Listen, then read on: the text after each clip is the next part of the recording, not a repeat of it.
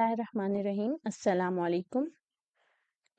Today we are going to solve review exercise 1 related to और chapter 1 totally based करता है हमारी properties पे, associative, distributive, commutative law. इसके अलावा हमने जो है equations को solve करना सीखा. इसमें क्वेश्चन नंबर 2 में वो पूछ रहा है, हमने साबित करना है कि हमारे पास a की वैल्यू भी गिवन है, b भी गिवन है, c भी गिवन है. हमने ये डिस्ट्रीब्यूटिव लॉ लिखा हुआ है, इस लॉ को हमने प्रूव करना है. उसने हमें ये नहीं कहा कि आप डिस्ट्रीब्यूटिव लॉ प्रूव करें, उसने उसकी एक इक्वेशन फॉर्म हमें लिखी दे दी और कहा है कि इसको आप साबित करें. तो हम किस तरह से इसको प्रूव करेंगे? हम इसकी लेफ्ट हैंड साइड ले लेंगे, अब a इंटू बी प्लस सी. अब उसमें वैल्यूज को पुट कर देंगे, a की जगह 3/2, b की जगह 5/3 और c की जगह 7/5. सबसे पहले हमारा जो बॉडमॉस रूल भी यही कहता है, हम ब्रैकेट वाले पोर्शन को पहले सॉल्व करेंगे, एलसीएम ले लेंगे. 5 और 3 दोनों जो हैं वो एक टोटली अननोन वैल्यूज है ना, इनका अगर आप एलसीएम लें 5 और 3 का, तो 5 1s are 5, यानी किसी भी सेम टेबल पे डिवाइड नहीं होती. 3 1s are 3, 5 3s are 15, 15 LCM आ जाएगा. अब ये एलसीएम का बेसिक कॉन्सेप्ट देने जा रही हूँ. 15 आपका एलसीएम आ गया, आपने यहाँ पे लिखा. अब आपने कैसे करना है इसको सॉल्व? आपने जो फर्स्ट वैल्यू है आपकी, उसके डिनोमिनेटर 3 है ना, डिनोमिनेटर में बटे के नीचे 3 है, 3 को लेना है, एलसीएम से डिवाइड करना है. एलसीएम को अंदर रखा, जो आपका एलसीएम कितना आया था, 15 आया था. 15 को अंदर रखा, 3 पे डिवाइड किया, 3 5s are 15 आता है. ठीक है, आपका आंसर क्या आया? 5.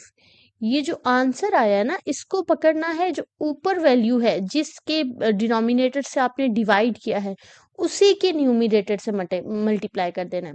यानी बटे के नीचे वाली रकम से आपने डिवाइड किया था और जो आंसर आया उसको बटे के ऊपर वाली रकम से मल्टीप्लाई किया. 5 5s are 25.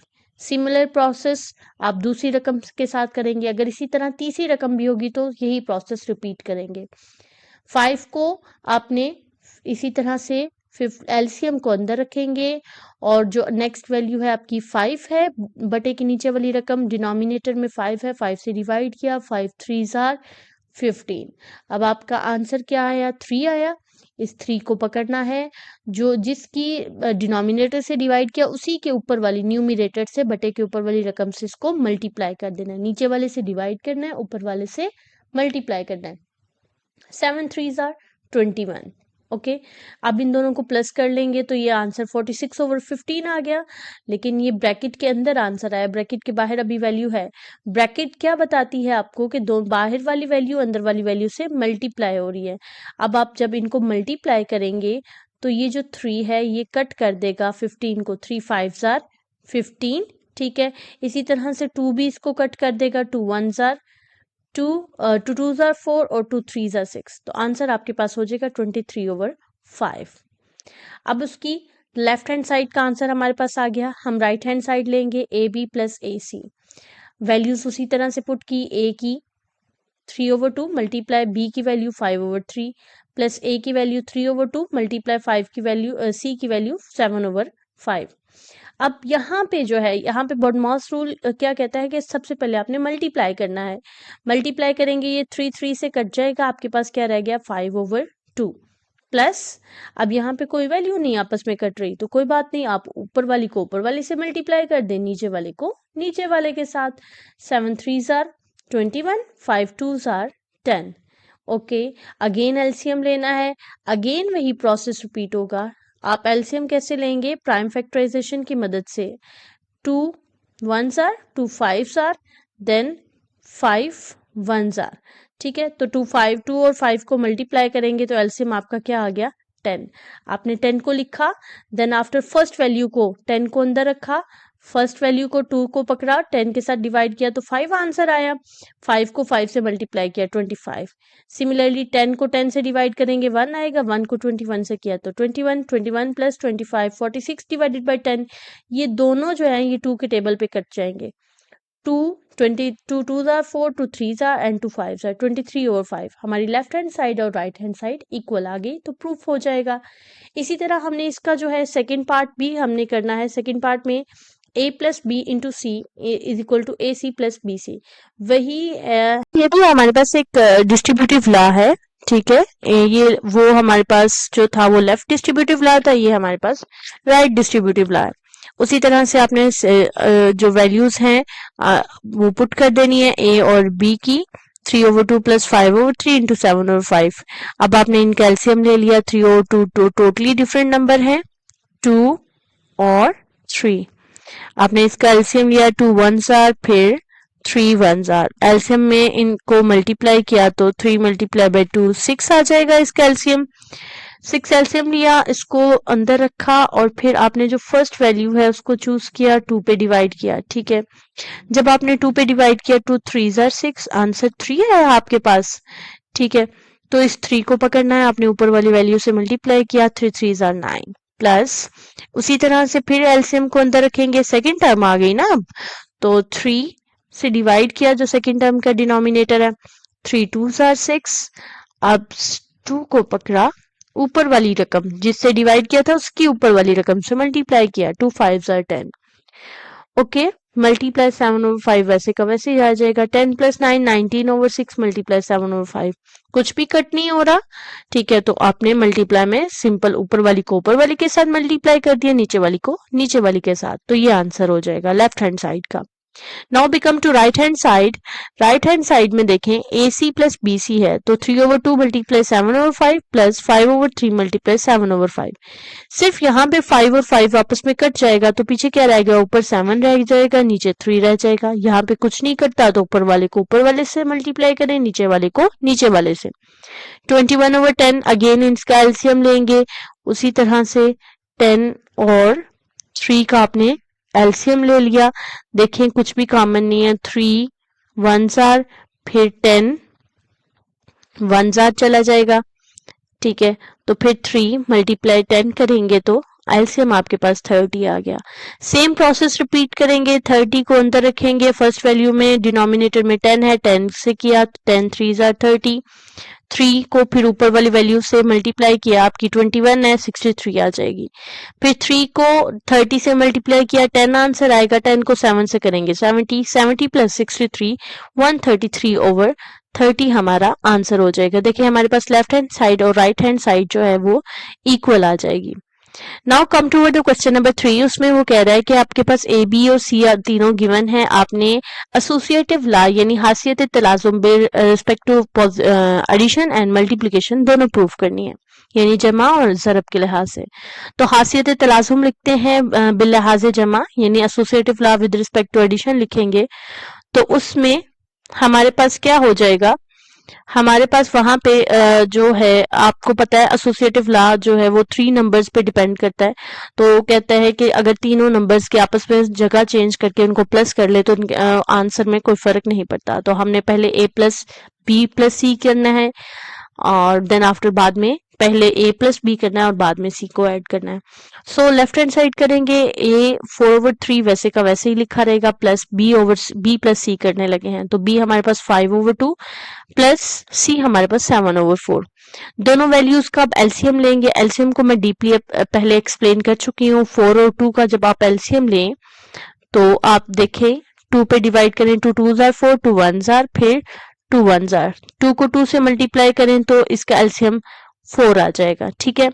4 को अंदर रखें और 2 पे डिवाइड करें फर्स्ट वैल्यू पे, तो 2 2s आर 4, आंसर में 2, उस 2 को पकड़ा ऊपर वाली वैल्यू से मल्टीप्लाई किया, 2 5s आर 10 प्लस 4 को 4 पे डिवाइड करें तो आंसर में 1 आ जाता है, 1 को ऊपर वाले 7 से मल्टीप्लाई किया, 1 7s आर 7, 10 प्लस 7 करेंगे तो आपके पास 17/4। अब अगेन प्लस आ रहा है ना दरमियान में, तो फिर एलसीएम ले लेंगे, दोनों डिफरेंट वैल्यूज हैं 4 और 3, तो आप फिर इनका उसी तरह से 4 1s आर 4 और फिर 3 1s आर 3, 4 और 3 को मल्टीप्लाई करें तो आपके पास आंसर क्या आ जाता है, 12 एलसीएम आ गया। 3 को 12 पे डिवाइड किया, 3 4s आर 12, 4 4s आर 16, 4 को 3 से डिवाइड 12 से डिवाइड किया, 3 आंसर आया, 3 को 17 से मल्टीप्लाई किया तो 51, 51 प्लस 16 किया तो 67/12 इसकी लेफ्ट हैंड साइड आएगी। Come toward the right hand side. Right hand side में a प्लस बी पहले करेंगे, यानी 4/3 प्लस 5/2 पहले करेंगे, दोनों का एलसीएम लेंगे, 6 आ जाएगा, 3 2s are 6 2 4s are 8, 2 3s are 6, 3 5s are 15 आ जाएगा, प्लस 7/4, 15 प्लस 8 23/6 प्लस 7/6 आया। इसको अगेन हमने एलसीएम लेना है 6 और 4 का, तो अगेन हम एलसीएम किस तरह से लेंगे, हमने 6 और 4 को लिया, 6 और 4 को, तो 2 3s are 2 2s are, फिर 3 1s are और 2 1s are, 2 मल्टीप्लाई 2 मल्टीप्लाई 3 करें तो ये आपके पास 12 एलसीएम आ जाएगा, 6 2s are 12, 2 23s are 46, 4 3s are 12, 3 7s are 21, 21 plus 46 किया तो आपके पास आंसर 67/12 आ जाएगा। तो हमारी लेफ्ट हैंड साइड और right hand side equal proof हो जाएगी, यानी हमारा एसोसिएटिव ला यानी हसीयत तलाजुम बिल लिहाज जमा वो इक्वल साबित हो गया। अब बारी है जी associative law with respect to multiplication यानी हसीयत तलाजुम बिल लिहाज ज़रब, तो वो हमारा इस तरह से है a into b multiply by c equal है a multiply b into c, यानी पहले b मल्टीप्लाई सी करना है, दूसरे स्टेप में राइट हैंड साइड में a मल्टीप्लाई b पहले करेंगे। ओके जी, वैल्यूज पुट करते हैं, 4/3 इंटू 5/2 मल्टीप्लाई 7/4, कुछ भी कट नहीं रहा, सेम, तो आपने ऊपर वाले को ऊपर वाले से मल्टीप्लाई किया, नीचे वाले को नीचे वाले से मल्टीप्लाई कर दिया। अगेन मल्टीप्लाई हो रहे हैं तो ये 4 1s are 4, 4 2s are 8 हो जाएगा, और 3 35 को नहीं कट करा तो 35 बाकी जो बच जाएगा, यहाँ पे 1 बच जाएगा ना, यहाँ पे क्या रह गया 2, तो कुछ भी और मजीद नहीं कट हो रहा तो ऊपर वाले को ऊपर वाले से मल्टीप्लाई करें, नीचे वाले को नीचे वाले के साथ, 35 1s are 35, 2 3s are 6। ये तो हमारी होगी left hand side. Now we are going to solve the right hand side. Right hand side में आपने a और b को आपस में पहले मल्टीप्लाई करना है, वैल्यूज पुट करेंगे, a की 4/3 b की 5/2 क्वेश्चन में गिवन है, इन दोनों को पहले मल्टीप्लाई करते हैं और 7/4 हमारा साइड पे रहेगा। 4 और 2 आपस में कट हो जाएंगे, ये 2 1s are हो जाएगा और ये 2 2s are हो जाएगा, तो 5 5 2s are 10, 3 1s are 3। अब नीचे हमारे पास क्या रह गया 7/4, अब इनको मल्टीप्लाई करें तो ये कट के यहाँ पे 2 आ जाएगा और यहाँ पे क्या आ जाएगा कट के 5, 2 2s are 4, 2 5s are 10, और कुछ भी नहीं कटता तो 5 को 7 से मल्टीप्लाई करें, 7 5s are, यहाँ पे 7 है, 7 5s are 35 और 2 3s are 6, तो हमारी लेफ्ट हैंड साइड और right hand side equal proof हो जाएगी। क्वेश्चन नंबर 4 में वो कह रहा है कि क्या 0 एक रैशनल नंबर है, is a 0 is a rational number, क्या ये नातिक अदद है, तो हमने प्रूफ करते हैं इसको, yes it is a rational number, जी हाँ 0 एक नातिक अदद है। कैसे, क्योंकि हमें पता है कि रैशनल नंबर में सारे नंबर p ओवर q की फॉर्म में लिखे जाते हैं, जबकि p और q इंटीजर है और q नॉट इक्वल टू 0, ये सारी की सारी आपकी डेफिनेशन है रैशनल नंबर की, ठीक है। तो इसी के मुताबिक हम 0 को इस तरह से लिख सकते हैं, हमें पता है नातिक अदद को हम सही अदद के यानी p और q सही इंटीजर्स को हम सही अदद कहते हैं ना, तो सही अदद के तनासुब यानी सही अदद के बटे में लिखा जाता है, तो फिर 0 क्या इस तरह से लिख सकते हैं 0/1, हाँ जी इसका आंसर भी क्या होगा 0 होगा। 0/-4 इसका आंसर भी क्या हो जाएगा 0 हो जाएगा। 0/100 even 0/99 any other number you can write, इसका भी आंसर 0 होगा, यानी बटे में कोई भी नंबर हो जाए अगर आपकी ऊपर वाली रकम 0 हो गई तो आंसर 0 होगा। तो चूंकि ये आपके सामने मैंने 0 को p ओवर q की फॉर्म में लिख दिया है ना, तो इसका मतलब ये रैशनल नंबर है, क्योंकि रैशनल नंबर की कंडीशन ही ये है कि नंबर किस फॉर्म में लिखा जा सके, फ्रैक्शन फॉर्म में यानी p ओवर q की फॉर्म में, तो लिहाजा 0 एक नातिक अदद है, ठीक है। नेक्स्ट क्वेश्चन नंबर 5 में वो पूछ रहा है जी state trichotomy property of real number, सलासी हासियत बयान करनी है।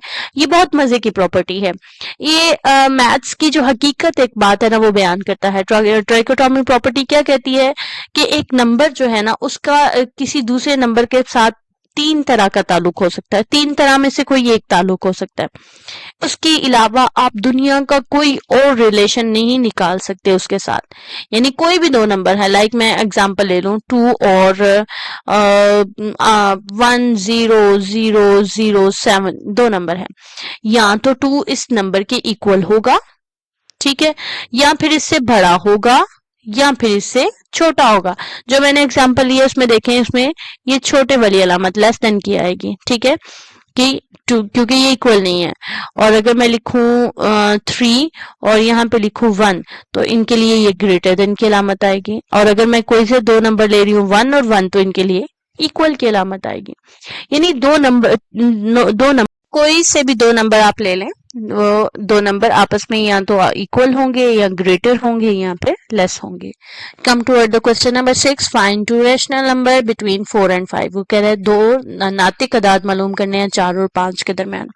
वैसे तो 4 और 5 के दरमियान लातादाद आप लिखते जाएं, आप थकेंगे, नंबर्स खत्म नहीं होंगे, बहुत सारे नातिक अदाद होते हैं। लेकिन हम जो है हमें उसने दो ही कहा है तो हम दो ही मालूम करेंगे भाई।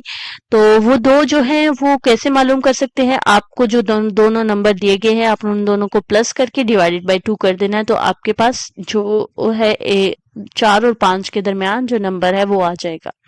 तो मैंने भी इसी तरह से किया, 4 और 5 को प्लस किया और डिवाइडेड बाय 2 कर दिया, तो 4 और 5 9 होते हैं, 9 डिवाइडेड बाय 2, ये आपके पास एक नातिक अदद आ गया जो कि 4 और 5 के दरमियान में है।